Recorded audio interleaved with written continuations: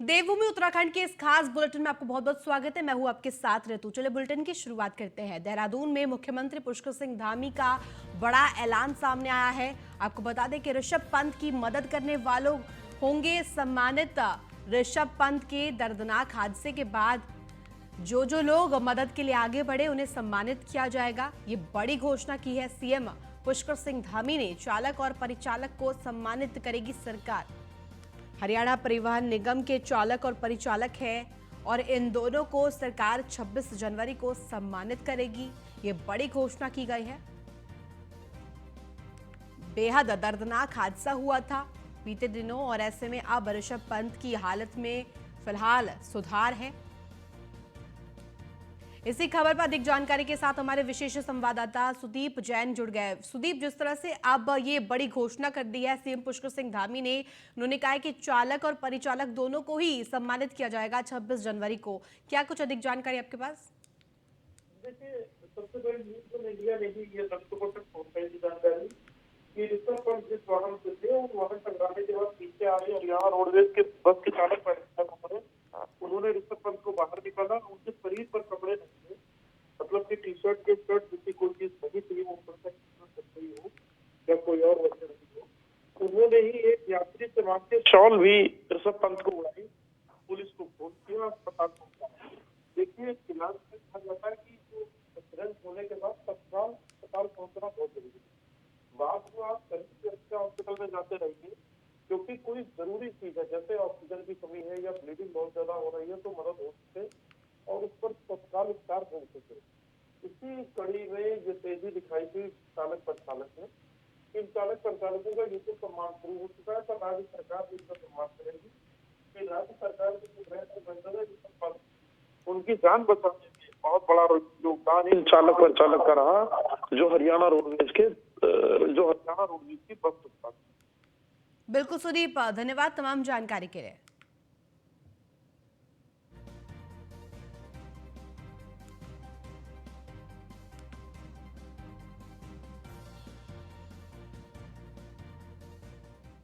वहीं सीएम पुष्कर सिंह धामी ने मैक्स अस्पताल पहुंचकर क्रिकेटर ऋषभ पंत का हालचाल जाना है। ऋषभ और उनके परिवार से सीएम धामी ने मुलाकात कर उनको हर संभव बेहतर से बेहतर ट्रीटमेंट के लिए दिए जाने की बात भी कही है। आपको बता दें कि साथ ही साथ उन्होंने मीडिया से बातचीत में ये कहा है कि ऋषभ पंत की तबीयत में पहले से काफी सुधार है। काफी पिछले 2 दिनों में काफ़ी सुधार हुआ है और तेज़ी से सुधार हुआ है। डॉक्टर और बीसीसीआई के लोग आपस में संपर्क में हैं और अभी क्योंकि पहले की स्थिति में और अब की स्थिति में काफ़ी अंतर है और डॉक्टरों ने जो मेरी बात हुई है उन्होंने बताया है कि 1-2 दिन में और ज़्यादा सुधार हो जाएगा। और उनकी माँ से भी बात हुई है, माता जी भी साथ में हैं। वो लोग सभी लोग अभी जो इलाज चल रहा है उस इलाज से संतुष्ट हैं और जल्दी ठीक हो जाएंगे। हम सब लोग भगवान से प्रार्थना करते हैं कि जल्दी स्वस्थ। आगे बढ़ते हैं। प्रदेश के सीएम पुष्कर सिंह धामी ने देहरादून के बनियावाला में नेताजी सुभाष चंद्र बोस बालिका आवासीय का लोकार्पण किया। आपको बता दें कि इस अवसर पर सीएम ने तमाम बच्चों को नए साल की बधाई भी दी है। वहीं सीएम पुष्कर सिंह धामी ने कहा कि प्रदेश भर में हम 11 ऐसी बालिका आवासीय विद्यालय शुरू करेंगे जिससे बेटियों को अच्छी शिक्षा मिले। ये बड़ी खबर आपको बता रहे हैं, बेटियों को मिल सके अच्छी शिक्षा, इसके लिए अब सीएम पुष्कर सिंह धामी त्वरित कार्रवाई करेंगे। अभी 11 छात्रावास और ऐसे विद्यालय चल रहे हैं और निश्चित रूप से ये जो हमारे ऐसे बच्चे हैं जिनको मुख्य धारा में आना है और आगे चलकर यह बच्चे भी हमारे प्रदेश के और देश के भविष्य बनेंगे, तो सरकार समुचित व्यवस्था इन बच्चों के लिए कर रही है। और आज छात्रावास का भी यहाँ पर लोकार्पण हो गया है और हमारी सरकार का हेतु भी है कि जो भी शिलान्यास हों, जो कार्यक्रम शुरू हों, जो योजनाएं शुरू हों, उन सभी को लोकार्पण हो। मैं आज इस साल के पहले दिन पर 2023 के इन बच्चों के लिए जो लोकार्पित छात्रावास हो रहा है, इन बच्चों के भविष्य के लिए, इनके लिए एक बड़ा मिशन के रूप में ये बच्चे आगे बढ़े। अभी 11 वहीं देहरादून में कैबिनेट मंत्री गणेश जोशी ने अपनी विधानसभा क्षेत्र के अंतर्गत 50 लाख से ज्यादा की योजनाओं का शिलान्यास और लोकार्पण किया गया। इस दौरान मंत्री गणेश जोशी ने प्रदेशवासियों को नए वर्ष की शुभकामनाएं भी दी और इस दौरान कैबिनेट मंत्री ने कहा कि उत्तराखंड प्रधानमंत्री नरेंद्र मोदी के विजन और मुख्यमंत्री पुष्कर सिंह धामी के नेतृत्व में उत्तराखंड बेहद ही तेज गति से प्रगति की ओर बढ़ रहा है। प्रदेश में विकास और समाज में आखिरी व्यक्ति तक योजनाओं का लाभ पहुंचाने के लिए बीजेपी सरकार लगातार प्रयासरत है। सबसे पहले तो मैं आपके चैनल के माध्यम से देशवासियों को, प्रदेशवासियों को नव वर्ष की शुभकामनाएं देता हूं, बधाई देता हूं। और हमारी चाहे दिल्ली की सरकार हो, चाहे प्रदेश की सरकार हो, सबका साथ, सबका विकास और सबका विश्वास, इस नारे को लेकर काम कर रही है। आज 50 लाख से अधिक की योजनाओं का शिलान्यास लोकार्पण हमने यहाँ पर किया है। एक समय पर कहा जाता था कि ये कांग्रेस का गढ़ है, यहाँ पर भारतीय जनता पार्टी विजयी नहीं होती है। यहाँ की जनता का विश्वास को हमने जीता है। जहाँ 50 लाख के काम हमने यहाँ किए हैं, 1 करोड़ की लागत से एक विशाल सामुदायिक भवन यहाँ पर बना रहे हैं। इस अवसर पर कुछ डिमांड्स यहाँ की आई हैं, शीघ्र हम उनको पूरा करेंगे।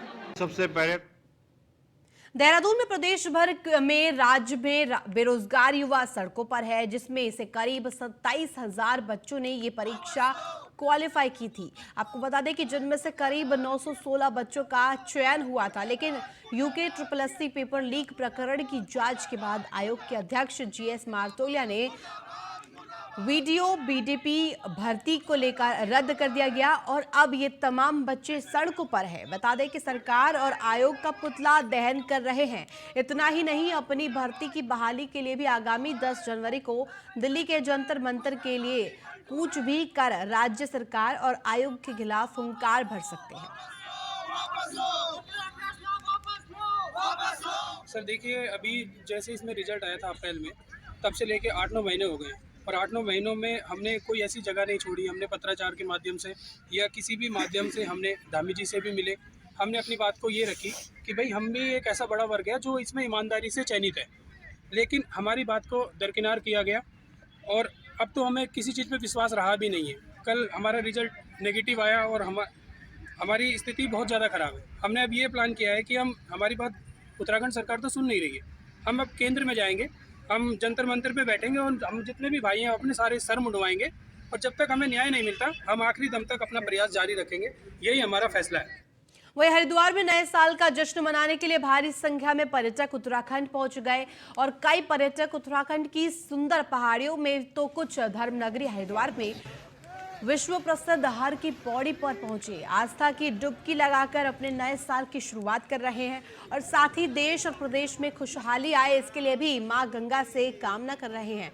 नए साल का जश्न पर्यटक अपने अपने तरीके से मनाते हैं। वहीं कुछ पर्यटकों ने अपने नए साल की शुरुआत हर की पौड़ी से की है। श्रद्धालुओं ने मां गंगा में आस्था की डुबकी लगाकर मां का आशीर्वाद लिया और हमारे देश में ऐसे ही तरक्की करता रहे, हमारा देश आगे बढ़ता रहे, ऐसी मां गंगा से कामना की है।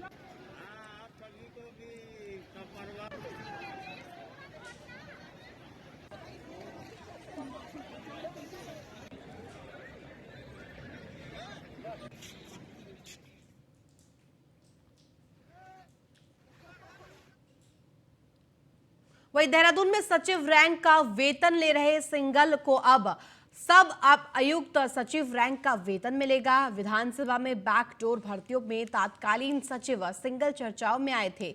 भर्तियों की जांच के लिए स्पीकर खंडूरी ने 4 सितंबर 2022 को पूर्व नौकरशाह DK कोटिया की अध्यक्षता में एक कमेटी का गठन किया था। कमेटी की रिपोर्ट के आधार पर 23 सितंबर को स्पीकर ने विधानसभा में वर्ष 2016 के बाद हुई सभी बैंक डोर भर्तियों को रद्द कर दिया था। इसके साथ ही सचिव सिंगल को निलंबित करते हुए गैरसैंण समृद्ध कर दिया था।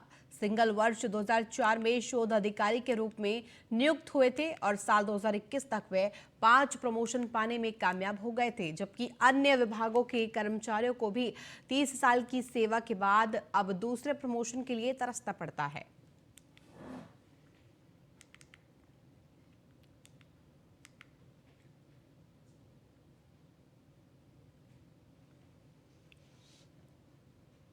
वहीं नरेंद्रनगर इंटर कॉलेज के खेल मैदान में 3 दिवसीय राज्य स्तरीय ओपन महिला फुटबॉल प्रतियोगिता के लिए लगभग सभी तैयारियां पूरी कर ली गई है। बता दें कि टिहरी कप के नाम से पहली बार आयोजन किया गया है और आपको ये भी बता दें कि साथ ही साथ राज्य स्तरीय ओपन महिला फुटबॉल प्रतियोगिता का आयोजन खेल निदेशालय उत्तराखंड, जिला प्रशासन और फुटबॉल संघ टिहरी के साथ ही फुटबॉल संघ उत्तराखंड, नगर पालिका परिषद नरेंद्रनगर के समन्वय से जिला खेल कार्यालय टिहरी के क्रीडा मैदान में आयोजित किया गया है। वहीं इस फुटबॉल टूर्नामेंट का उद्घाटन प्रदेश की वन और तकनीकी शिक्षा मंत्री सुबोध उनियाल करेंगे। आपको बता दें कि राज्य स्तरीय फुटबॉल टूर्नामेंट का खास मकसद महिलाओं में खेलों के प्रति रुचि बढ़ाना है।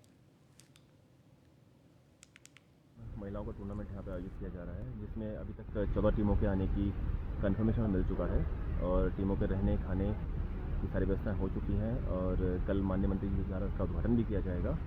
प्लस इस खेल को यहाँ आयोजन करने का मेन उद्देश्य यह है कि टीवी में खेलों को बढ़ावा मिले, बाकी जो गर्ल्स यहाँ की हैं, लोकल गर्ल्स हैं, वो इन बच्चों को खेलकर देख के मोटिवेट हों और आगे वो भी बढ़ चढ़ के खेलों में। मेरा नाम ऋतु जैन है और मैं खेल विभाग टिहरी गढ़वाल में उप क्रीड़ाधिकारी के पद पर नियुक्त हूँ।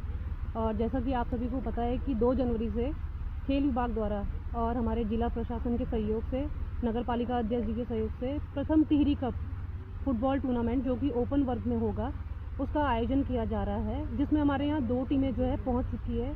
ग्राउंड हमारा बिल्कुल रेडी हो चुका है और हम चाहते हैं कि लोकल बच्चा यहाँ पे जो जितनी भी लड़कियाँ हैं वो मोटिवेट हो, उसके लिए हम जो है ये टूर्नामेंट आयोजित कर रहे हैं ताकि बच्चे जो हैं एक अच्छा स्तर देखें और वो भी जो है आगे बढ़ें।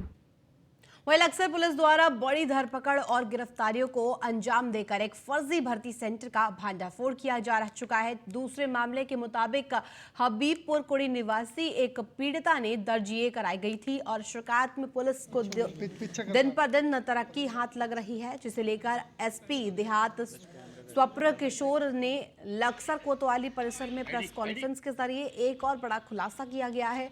दरअसल इसी फर्जी भर्ती सेंटर से जुड़े 3 और इनामी अभियुक्तों को गिरफ्तार किया गया है, जिन पर 5,000 का बतौर इनाम घोषित हो चुका है। वहीं बदमाश के पास से लैपटॉप सहित स्कैनर, फर्जी नियुक्ति पत्र, विभिन्न प्रकार के शैक्षणिक प्रमाण पत्र और भारी मात्रा में छपे हुए पोस्टर्स भी बरामद कर लिए गए हैं। एसपी देहात के मुताबिक तीनों अभियुक्तों को गिरफ्तार कर हवालात भेजा जा रहा है।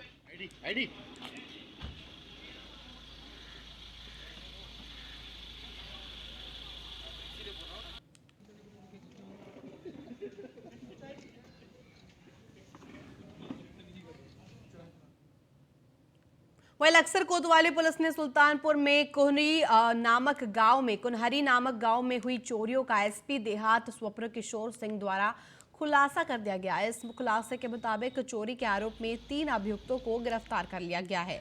इस दौरान लोहे का हैंडपंप सहित लोहे की प्लेट, एक बिना नंबर वाली बाइक और भारी मात्रा में सरिये के टुकड़े भी बरामद किए गए। अंतर्गत पूर्व में चोरी की 2 घटनाएं हुई थी, जिस संबंध में सीसीटीवी फुटेज एवं अन्य मैनुअल पुलिसिंग के सहारे प्रयास किए जा रहे थे। उन्हीं प्रयासों में आज लक्सर पुलिस को कामयाबी हासिल हुई है और 3 अभियुक्त शहजाद, अनुज और मिथिलेश को गिरफ्तार किया गया है और इनके कब्जे से हैंडपंप और लोहे की प्लेटें और अन्य चोरी के अहकामात बरामद किए गए हैं।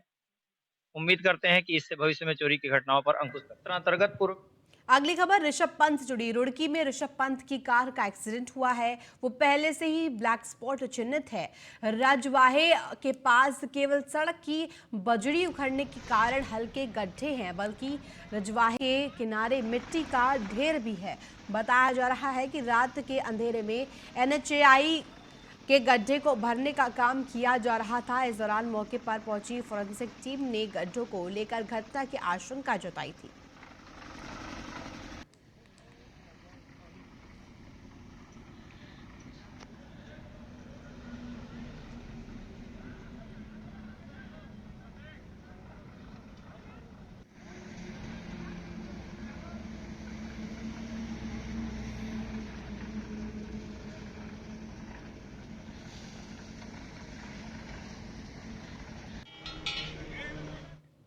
वहीं देहरादून में स्वच्छता सर्वेक्षण को लेकर लगातार अभियान चल रहा है, जिसमें नगर निगम अपनी पूरी कमर कस चुका है। नगर निगम के मेयर सुनील उनियाल गामा का कहना है कि स्वच्छ सर्वेक्षण में लगातार देहरादून में सुधार हुआ है। स्वच्छता सर्वेक्षण के लिए हमने लगातार प्रयास किया है। शुरुआती दौर में देहरादून नगर निगम बहुत पिछड़ा हुआ था, जिसको धीरे धीरे हम 384 से उन नंबर पर पहुंचे हैं, जिसमें 315 अंकों का सुधार देहरादून वासियों ने किया है, जिसके लिए उन्होंने देहरादून वासियों का धन्यवाद भी अर्पित किया। इसके साथ ही उन्होंने नववर्ष पर भी सभी देहरादून वासियों को हार्दिक शुभकामनाएं दी और इसके साथ ही उन्होंने जनता से अनुरोध भी किया कि 2023 का जो स्वच्छ सर्वेक्षण है उसमें और अच्छे परिणाम आने चाहिए, जिससे कि हमारा शहर और अच्छा वातावरण बने। इसके लिए सभी का सहयोग अति आवश्यक है। स्वच्छता सर्वेक्षण के लिए हम लगातार हमने स्टार्टिंग से प्रयास किया है कि स्वच्छता सर्वेक्षण में देहरादून जो बहुत पिछड़ रखा था उसको धीरे धीरे 384 से हम उसको आज 69 पे पहुंचे। 315 अंकों का देहरादून वालों ने सुधार किया है। मैं सभी देहरादून वासियों का धन्यवाद करना चाहता हूं। इस नववर्ष के अवसर पर नववर्ष जो है सभी देहरादून वासियों को नववर्ष की शुभकामनाएं बधाई भी देता हूं और सभी से अनुरोध करता हूं कि नए 2023 में स्वच्छता सर्वेक्षण के जो परिणाम आए वो और अच्छे परिणाम आने चाहिए। वहीं मसूरी में नए साल के जश्न को लेकर पुलिस ने नए साल से 5 दिन पहले बनाए गए ट्रैफिक प्लान और कई जगह पर पाबंदी लगाने पर सीधा असर पर्यटन व्यवसाय पर पड़ा है। आपको बता दें कि जिसको लेकर स्थानीय व्यापारियों, होम स्टे, गेस्ट हाउस और होटल व्यवसायी के भारी आक्रोश व्याप्त है। लोगों का कहना है कि नए साल पर पुलिस द्वारा बनाए गए गलत ट्रैफिक प्लान का खामियाजा स्थानीय व्यापारियों को भुगतना पड़ा। उन्होंने ये भी कहा कि मसूरी में नए साल को पर्यटकों की भारी भीड़ भी नहीं देखी गई। उन्होंने साथ ही साथ कहा कि पुलिस के बिना स्थानीय व्यापारियों, होटल आदि संचालकों से सलाह लिए बिना ही मसूरी के लिए ट्रैफिक का प्लान लागू कर दिया गया और ऐसे में जिसका ये रिजल्ट रहा कि सीधा नुकसान मसूरी के पर्यटन पर पड़ा है। उन्होंने ये आगे बताया कि मसूरी के हर लिंक रोड पर बैरियर लगाए जा रहे हैं, जिससे लोगों का काम प्रभावित हो रहा है और इसका पुरजोर तरीके से विरोध किया जाएगा।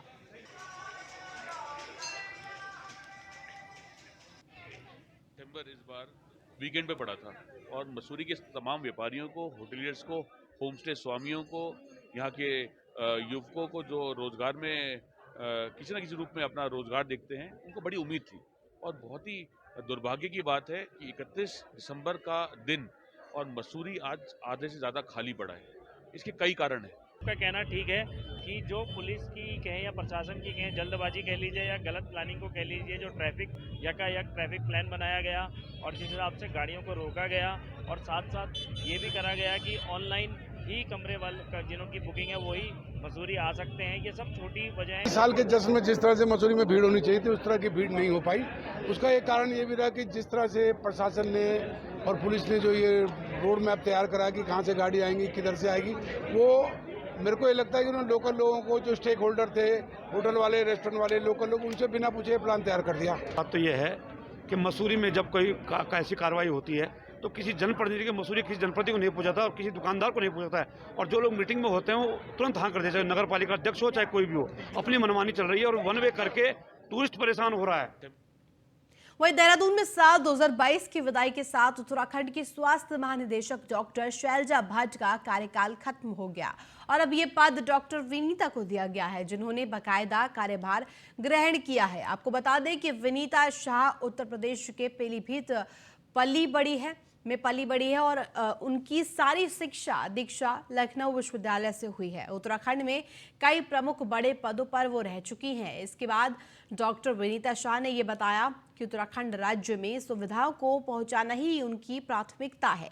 पहाड़ों में डॉक्टर समय से पहुंचकर अपनी जिम्मेदारी का निर्वहन करे, ये उनकी प्राथमिकता है।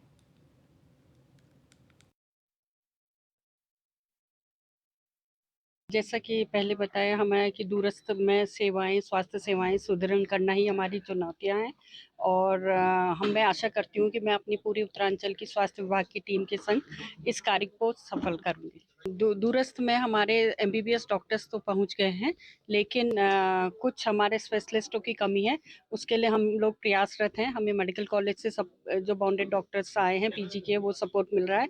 इसके अलावा हम आउट ऑफ स्टेट उनको अच्छा पेमेंट, उनके हिसाब से रहने की सुविधा देके उनको भी आकर्षित करें।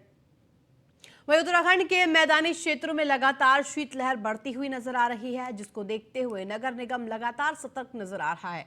नगर निगम के मेयर सुनील उनियाल गामा की माने तो उनका कहना है कि अभी पूरे देहरादून के अंदर लगभग 34 जगह पर हम अलाव जला रहे हैं। इसके साथ ही उन्होंने आगे बताया कि जहां से भी डिमांड आती है वहां पर हम अलाव का प्रबंध कराते हैं। अलाव में किसी भी तरह की कोई भी कमी नहीं है और उसके साथ ही जितने भी रैन बसेरे हैं सभी में व्यवस्थाएं दुरुस्त की गई हैं। बिस्तर की व्यवस्था हो या पलंग की व्यवस्था हो, सभी जगह व्यवस्थाएं पूरी तौर पर पुख्ता की गई हैं। 34 जगह हम अलाव जला रहे हैं और जगह से भी डिमांड आती है वहाँ भी हम कर रहे हैं। अलाव में कोई कमी नहीं है। जो हमारे रैन बसेरे हैं वहाँ पर समुचित व्यवस्था है, पूरी व्यवस्थाएं हैं। वहाँ बिस्तर भी हैं, वहाँ पलंग भी हैं और सारी व्यवस्थाएं हैं। तो मैं रैन बसेरे से लेकर अलाव तक जो है नगर निगम हर वर्ष जो है इस अभियान को चलाता है। इस वर्ष भी जो है मैंने भी जगह जगह जाके निरीक्षण किए हैं, चाहे अलाव हो चाहे रैन बसेरे हो, तो कहीं मुझे कमी नहीं लगी। उसके बावजूद भी अभी हमने कुछ बिस्तरों की और व्यवस्था करी। अगर अल्मोड़ा में तहसील को वापस लाने की मांग के मद्देनजर जिला प्रशासन ने नगर पालिका में लोगों की समस्याओं के निस्तारण के लिए जन सुविधा केंद्र शुरू करने का फैसला लिया है। आपको बता दें कि जल्द ही इस जन सुविधा केंद्र से लोगों को फायदा मिलेगा। वहीं इस मौके पर जिलाधिकारी वंदना ने बताया कि मुख्यमंत्री के अल्मोड़ा भ्रमण के दौरान लोगों की समस्या को देखते हुए प्रशासन शहर के बीचों बीच नगर पालिका में जन सुविधा केंद्र कार्य करेगा, जिससे लोगों को खाता खतौनी, जीवित प्रमाण पत्र सहित लोगों की शिकायत पत्र का समाधान भी किया जाएगा। साथ ही शहर के सटल वाहन के किराए को कम करने का फैसला किया गया है।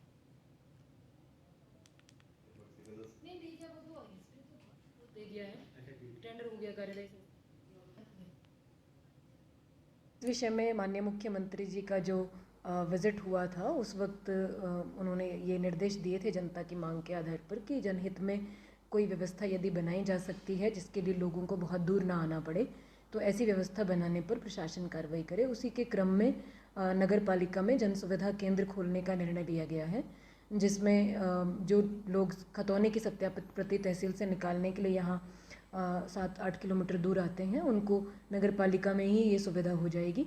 साथ ही जो ऑनलाइन जीवित प्रमाण पत्र जमा कराने की सुविधा भी उस केंद्र में उपलब्ध रहेगी। तो फिलहाल देवभूमि उत्तराखंड के इस खास बुलेटिन में बस इतना ही। आप देखते रहिए न्यूज़ 1 इंडिया।